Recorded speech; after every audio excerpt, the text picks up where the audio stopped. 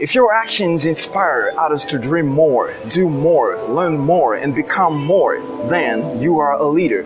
I'm Mike, and welcome to Let's Just Try TV. Today's show is all about leadership. We'll be revealing a great Ivorian leader that I friendly call King Williams. As we continue, sit back and enjoy the conversation.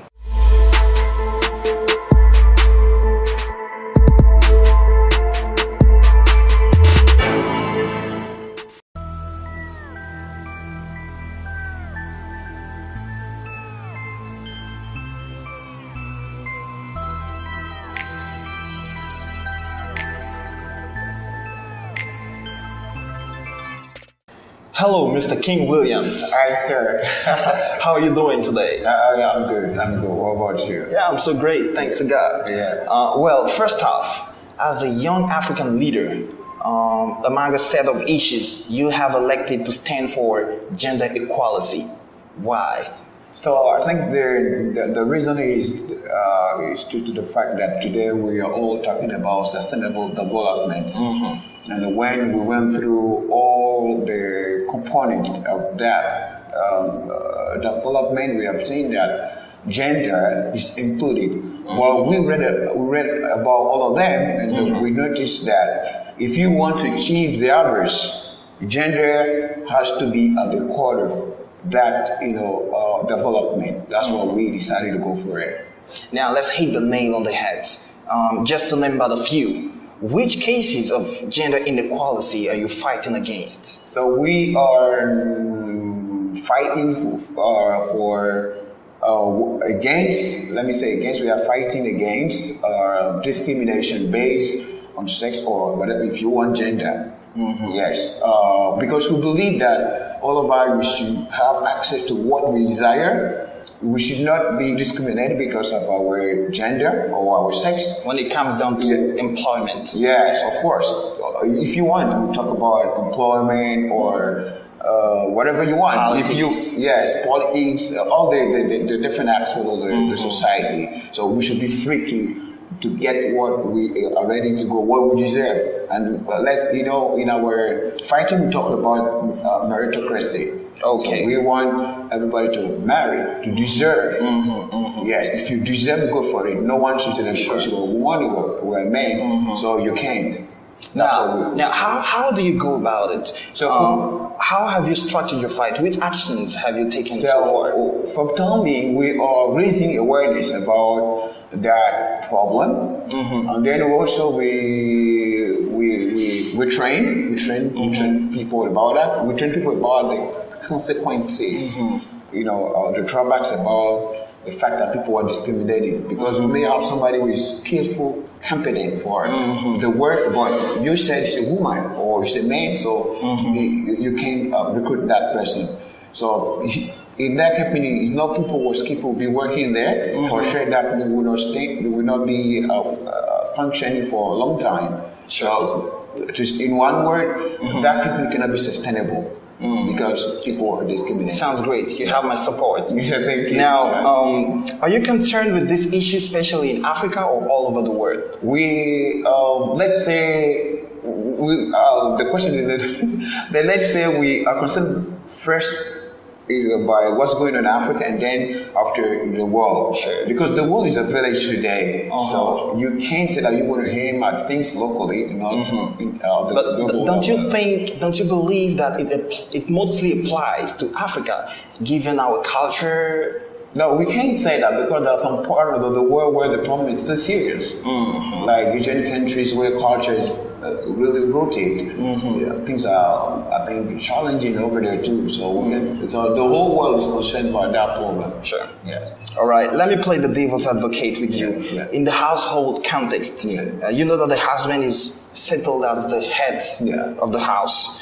And when you look up to the word husband in a dictionary, you will see master, master of the house. Now, do you think that the wife is actually meant to equal her husband in power? So, but but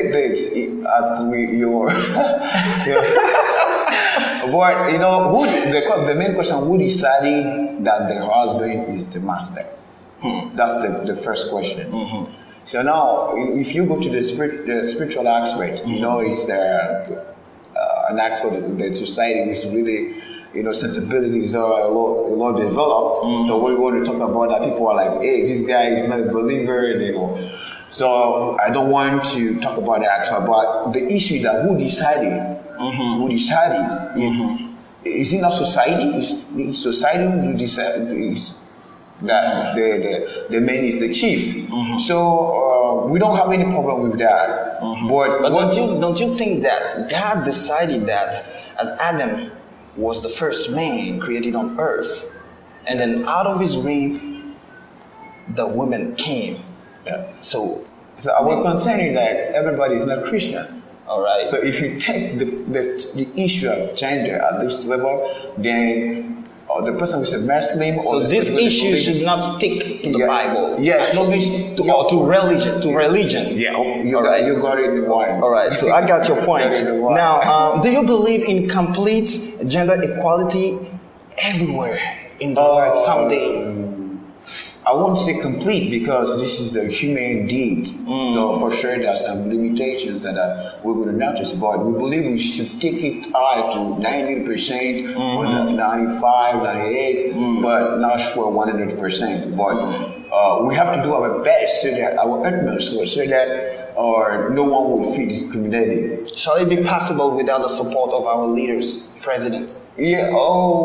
Yes, they are the part of everything because they are the one making decisions. Whatever you decide, president or leaders have to feel concerned about that issue. So we can talk about the issue of gender without talking about our leaders. They have to feel concerned because the issue is that I'm always saying that when you have some cousins, some sisters, you have a mom or you have some moms, if you want, then you are concerned by that issue of gender. If you say, I'm a leader, no mom, what about your kids or your daughters or your sons tomorrow? So everybody is concerned by that issue of gender. I also feel concerned with that. For sure, all of that. So looking back to your work since high school, from Yamoussoukro to Abidjan, community service has been a long journey. Yes. You went through religious activism, language promotion, social networks activism, I think a bit of politics, and so on and so forth. I bet people want to know more. Tell us a bit of your story. Yeah, my story is a little bit long, but I'm doing my best to give you the main one. Yes. So I was first in, like I said, I was in Yamoussoukro, and then I was dealing with promoting, gospel through mathematics. Oh, yes, I was member in one NGO whose name is ONGSMF, and that NGO is in charge of helping students for their school subjects. So we're there promoting that. So it's over there. You won't believe it. I was somebody who was like an ordinary young man. But later we acquired confidence, about talking to people. So it's over there. I've learned everything about talking to people, motivating them, and then I came to Abidjan after my A level, and at university I was spokesman, talking about issues related to our studies, our level. And then after that, is over there, I've joined the social aspect fully because over there I was doing some of the things I've noticed that I can really try to, professionalize them so that I can be more impactful. Okay. Yeah, that's what it is. That's briefly how things are. But a clear-cut one, indeed. So how do you project yourself in the next 5 years? In the first 5 years, I see that I'm a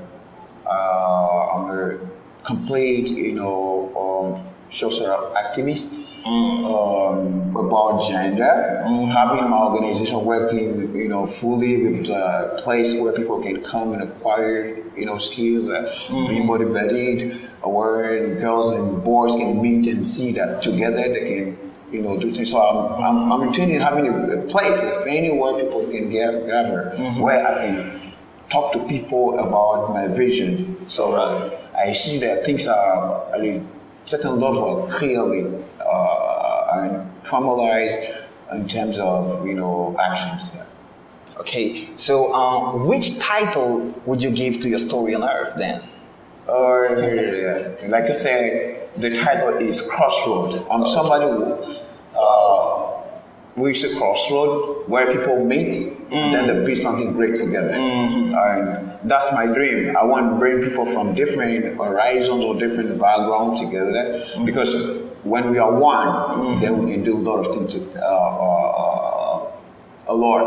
or let me say we can impact a lot when we are together. So I really mind, being together. But when you see a place where people join easily is a crossroad. Coming from left, right, and then they meet at a point. Yes. How do you sense the concept of leadership? Leadership is all about serving others with a vision.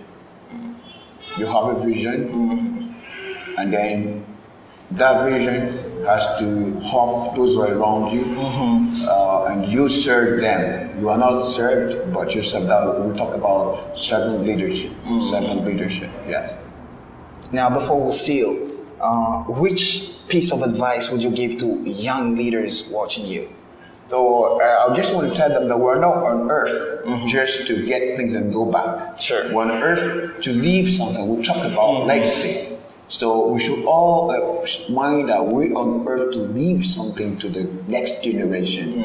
It should be a shame for any young man, young girl not being able to leave something for the next generation. So we should mind, what can we do so that we can leave something for those who are coming. That's what all of us should mind. And in every single of us, there is the power, there is greatness, sleeping. There is vision sleeping. We have to just check things daily, and then we should be able to set something for those who are coming after us. And the change will start now. Yes. Let's just try. Yes. All right. Thank you very much for being here. Yeah, and as Nelson Mandela once observed, freedom cannot be achieved unless women have been emancipated from all forms of oppression. That's true. Like our guest fights, let's empower women. Gotta get up and try.